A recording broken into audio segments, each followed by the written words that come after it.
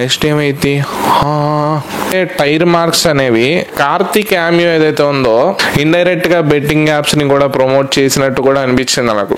ఇంకా చూడాలన్న ఇంట్రెస్ట్ పోయిద్ది అనమాట. 100కి 10% ఇస్తా. And bold dialogues, wow super, తోపు, సంపేసింది, ఇరక్కొట్టేసింది. Hi guys, welcome back to film Bolte. Literally అసలు చాలా ప్రశాంతంగా ఉందన్నమాట. బికాస్ చాలా డేస్ తర్వాత ఇలాంటి కంటెంట్ చేస్తున్నా. ఇప్పుడు దాకా కాంట్రవర్సీలు అయిపోయినాయి. అమ్మో, హిట్ 3 మూవీలో నెగిటివ్స్ ఆల్రెడీ చాలా మంది చూస్తుంటారు సినిమా, కాబట్టి ఈ వీడియో చేస్తున్నా.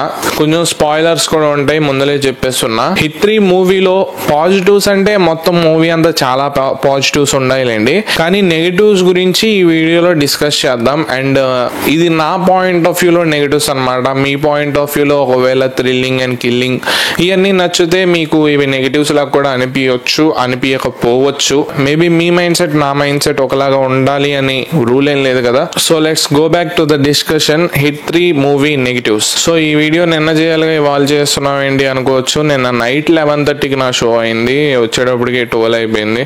సో ఆబ్వియస్లీ ఇవాళ చేయడం కరెక్ట్ కాబట్టి మార్నింగే పట్టుకున్నాను అనమాట. సో నెగిటివ్స్లో ఫస్ట్ నెగిటివ్ నాకు బాగా అనిపించింది బీజిఎం స్కోర్. బీజిఎం ఎక్కడ గట్టిగా పాడాలో అక్కడ దించేశాడు. ఎందుకంటే లాస్ట్ 30 minutes మీరు చూసుకుంటే నరుకుడు అంటే ఏంటో చూపించాడు నాని అన్న.